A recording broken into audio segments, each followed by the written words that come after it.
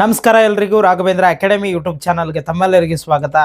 ನೀವೇನಾದರೂ SDA ಹುದ್ದೆಗೆ ಅರ್ಜಿಯನ್ನು ಸಲ್ಲಿಸಿ ಹಾಲ್ ಟಿಕೆಟ್ನ ಡೌನ್ಲೋಡ್ ಮಾಡೋಕೆ ಹೋಗ್ತಾ ಇದ್ದರೆ ಈ ಥರ ನಿಮಗೆ ಪ್ರಾಬ್ಲಮ್ಸ್ಗಳು ಬರ್ತಾ ಇರ್ತವೆ. ಏನು ಒಂದು ನೀವು ಎಲ್ಲ ರಿಜಿಸ್ಟ್ರೇಷನ್ ನಂಬರು ಎಲ್ಲ ಡೀಟೇಲ್ಸ್ನ ಎಂಟರ್ ಮಾಡಿದ ಮೇಲೆ not passed, not scored, minimum marks, absent, not claimed first and second language in Kannada ಅಂತ ಈ ಥರ ನಿಮಗೆ ಒಂದು ಪ್ರಾಬ್ಲಮ್ ಬರ್ತಿರ್ಬೋದು. ನೆಕ್ಸ್ಟು ಇನ್ನು ಒಂದಿಷ್ಟು ಜನಕ್ಕೆ ಏನು ಬರುತ್ತೆ, candidate name application number does not exit or does not match, please check ಅಂತ ಈ ಥರ ಎರಡು ಸಮಸ್ಯೆಗಳು ಬರ್ತಿರ್ತವೆ. ಹೌದಾ, ಒಂದಿಷ್ಟು ಜನಕ್ಕೆ ಹಾಲ್ ಟಿಕೆಟು ಡೌನ್ಲೋಡ್ ಆಗ್ತಾ ಇರಲ್ಲ. ಈ ಥರ ಏನು ಪ್ರಾಬ್ಲಮ್ ಬರುತ್ತೆ ನೋಡಿ, ಅವರು ನಾನು ಇವತ್ತು ಈ ವಿಡಿಯೋದಲ್ಲಿ ನಾನು ಹೇಳ್ತಾ ಹೋಗ್ತೀನಿ, ಆ ಥರ ನೀವು ಮಾಡಿ ನಿಮಗೆ ಖಂಡಿತವಾಗ್ಲೂ 100% ನಿಮಗೆ ಹಾಲ್ ಟಿಕೆಟ್ ಡೌನ್ಲೋಡ್ ಆಗುತ್ತೆ. ಹೌದಾ, ಇದುವರೆಗೆ ನಮ್ಮ ಚಾನಲ್ಗೆ ಯಾರು ಸಬ್ಸ್ಕ್ರೈಬ್ ಮಾಡಿಲ್ಲ ದಯವಿಟ್ಟು ಸಬ್ಸ್ಕ್ರೈಬ್ ಮಾಡ್ಕೊಳ್ಳಿ. ಹಾಗೆ ಈ ವಿಡಿಯೋನ ಆದಷ್ಟು ನಿಮ್ಮ ಎಲ್ಲ ಸ್ನೇಹಿತರಿಗೆ ಶೇರ್ ಮಾಡಿ ಅಂತ ಹೇಳ್ತಾ ಬನ್ನಿ ಇವತ್ತಿನ ವಿಡಿಯೋನ ಶುರು ಮಾಡೋಣ. ಮೊದಲನೆಯದಾಗಿ ನೋಡ್ತಾ ಇದ್ದೀರಾ, ನಮ್ಮ ಎಲ್ಲ ಡೀಟೇಲ್ಸ್ನ ಈ ಥರ ಹಾಕಿದ ಮೇಲೆ ಇಲ್ಲಿ ಕೆಳಗಡೆ ಬರುತ್ತೆ ನಾಟ್ ಪಾಸ್ಡ್, ಅಂದರೆ ನೀವು ಕನ್ನಡ ಎಕ್ಸಾಮ್ ಬರೀಬೇಕು ಅಂತ ಈ ಥರ ಬರುತ್ತೆ. ನೀವು ಕನ್ನಡ ಮೀಡಿಯಮ್ ಇರ್ತೀರಾ, ಅಥವಾ ನಿಮ್ಮದು ಫಸ್ಟ್ ಲ್ಯಾಂಗ್ವೇಜು ಅಥವಾ ಸೆಕೆಂಡ್ ಲ್ಯಾಂಗ್ವೇಜ್ ಕನ್ನಡ ಇರುತ್ತೆ, ಅಥವಾ ನೀವು ಹೋದ ವರ್ಷ ನಡೆಸಿದ VO ಎಕ್ಸಾಮ್ನಲ್ಲಿ ನೀವು ಬರೆದು ಪಾಸ್ ಆಗಿರ್ತೀರ, ಆದರೂ ಸಹ ಈ ಥರ ಬಂದಿರುತ್ತೆ. ಅದು ನಾವು ಅಪ್ಲಿಕೇಶನ್ ಹಾಕುವಾಗ ನಾವು ಟೆಕ್ ಮಾಡಿರ್ತೀವಿ ನಮ್ಮದು ಫಸ್ಟ್ ಲ್ಯಾಂಗ್ವೇಜ್ ಅವ್ರ ಸೆಕೆಂಡ್ ಲ್ಯಾಂಗ್ವೇಜ್ ಕನ್ನಡ ಇತ್ತು ಅಂತ, ಆದರೂ ಈ ಥರ ಬರುತ್ತೆ. ಯಾಕೆ ಬರುತ್ತೆ ಅಂದರೆ ಇಲ್ಲಿ ಅರ್ಜಿ ಸಂಖ್ಯೆ ಅಂತ ಇರುತ್ತೆ ನೋಡಿ, ಅದನ್ನು ಒಂದಿಷ್ಟು ಜನ ಏನು ಮಾಡ್ತಾರೆ, ಅಪ್ಲಿಕೇಶನ್ ಫಾರ್ಮ್ ಓಪನ್ ಮಾಡ್ಕೊತಾರೆ. ಹೌದಾ, ಅದನ್ನು ಕಾಪಿ ಪೇಸ್ಟ್ ಮಾಡ್ತಾರೆ. ಕಾಪಿ ಪೇಸ್ಟ್ ಮಾಡಿದರೂ ಬರಲ್ಲ ಇದು.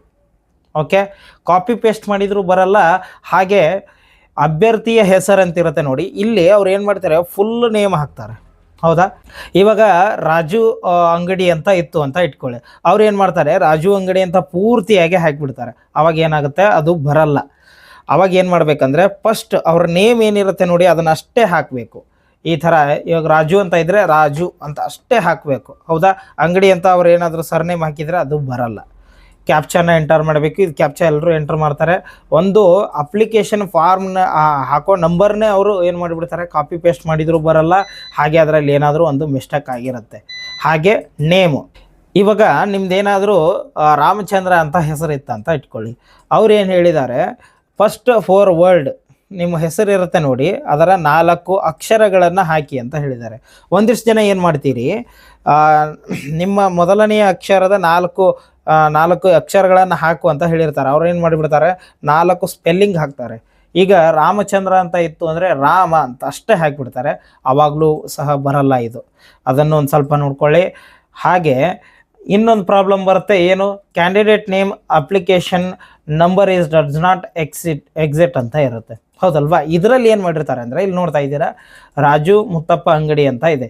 ಹೌದಲ್ವಾ, ಇದರಲ್ಲಿ ಏನು ಮಾಡಿರ್ತಾರೆ, ಅವರು ಸ್ಪೇಸ್ ಕೊಟ್ಟಿರ್ತಾರೆ ನೋಡಿ, ಆ ಸ್ಪೇಸ್ ಇರಬಾರ್ದು. ಹಾಗೆ ನಿಮ್ಮ ನೇಮ್ ಏನಿರುತ್ತೆ ನೋಡಿ ಅದು ಪೂರ್ತಿಯಾಗಿ ಹಾಕಬಾರ್ದು. ಹೌದಾ, ನಿಮ್ಮ ನೇಮು ಪೂರ್ತಿಯಾಗಿ ಹಾಕಬಾರ್ದು. ಇವಾಗ ಬೇಕಾದರೆ ನೋಡ್ತಾ ಇದ್ದೀರಾ, ಈ ರಾಜು ಮುತ್ತಪ್ಪ ಅಂಗಡಿ ಅಂತ ಇದೆ ಅಲ್ವಾ, ಇದೇ ನಂಬರ್ನ ನಾನು ಈಗ ಓಪನ್ ಮಾಡಿ ತೋರಿಸ್ತೀನಿ ನಿಮಗೆ ಯಾವ ಥರ ಓಪನ್ ಆಗುತ್ತೆ ಅಂತ. ಈ ಥರ KUದವ್ರದ್ದು ವೆಬ್ಸೈಟ್ಗೆ ಓಪನ್ ಮಾಡ್ಕೋಬೇಕು. ಫಸ್ಟ್ಗೆ ಇದನ್ನು ಸೆಲೆಕ್ಟ್ ಮಾಡ್ಕೋಬೇಕು.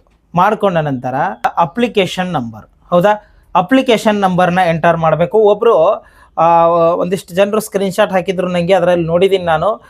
KEAR ಅಂತ ಇದೆ ನೋಡಿ, ಅಷ್ಟೇ ಹಾಕ್ತಾರೆ. ಇಲ್ಲಿ ಮುಂದೆ ಸಿ ಅಂತ ಒಂದು ಮೆನ್ಷನ್ ಬರುತ್ತೆ, ಸಿ ಅಂತ ಹಾಕಲ್ಲ. ಒಂದಿಷ್ಟು ಜನ ಅದರಲ್ಲೇ ಮಿಸ್ಟೇಕ್ ಮಾಡಿರ್ತಾರೆ.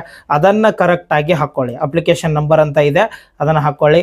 ನಂತರ ಅಭ್ಯರ್ಥಿಯ ಹೆಸರು, ಹೌದಾ, ಅಭ್ಯರ್ಥಿಯ ಹೆಸರನ್ನು ನಾನು ಅವ್ರದ್ದೇನಿದೆ ರಾಜು ಮುತ್ತಪ್ಪ ಅಂಗಡಿ ಅಂತ ಈ ಥರ ಇದೆ ಅಲ್ವಾ, ನಾನು ಇದನ್ನು ಪೂರ್ತಿಯಾಗಿ ಹಾಕ್ತೀನಿ. ಇದನ್ನು ಹಾಕಿದ ಮೇಲೆ ಬರುತ್ತಾ ಇಲ್ವಾ ಅಂತ ನೋಡ್ತಾ ಹೋಗೋಣ. ಫಸ್ಟು ಕ್ಯಾಪ್ಚಾ ಎಂಟರ್ ಮಾಡಬೇಕು. ಈ ಥರ ನೋಡ್ತಾ ಇದ್ದೀರಾ, ರಾಜು ಮುತ್ತಪ್ಪ ಅಂಗಡಿ. ಒಂದಿಷ್ಟು ಜನ ಈ ಥರ ಹಾಕಿರ್ತೀರಾ, ಅವಾಗ ನೋಡ್ತಾ ಇದ್ದೀರಾ dear candidate your name does not exit ಅಂತ ಈ ಥರ ಬರುತ್ತೆ. ಅವಾಗ ಏನು ಮಾಡಬೇಕು, ನಮ್ಮ ನೇಮ್ ಇರುತ್ತೆ ನೋಡಿ ಅದನ್ನು ಅಷ್ಟೇ ಹಾಕಬೇಕು ನಾವು.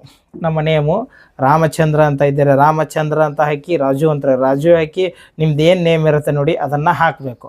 ಹಾಕಿದ ನಂತರ ಅದೇ ಸೇಮ್ ಟು ಸೇಮ್ ಸಬ್ಮಿಟ್ ಹೊಡೀರಿ, ನಿಮ್ಮದು ಓಪನ್ ಆಗುತ್ತೆ ಹಾಲ್ ಟಿಕೆಟು.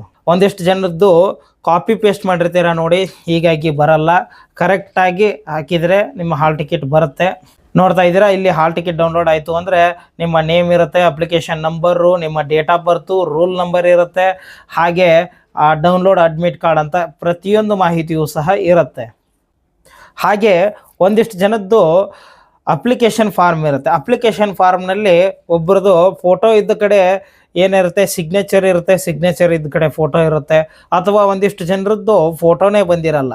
ಅದು ನೀವು ಅಪ್ಲಿಕೇಶನ್ ಹಾಕುವಾಗ ನಿಮ್ಮದೇ ಮಿಸ್ಟೇಕ್ ಅದು, ಹೌದಾ? ಅದೇ ಮಿಸ್ಟೇಕ್ ಇರುತ್ತೆ.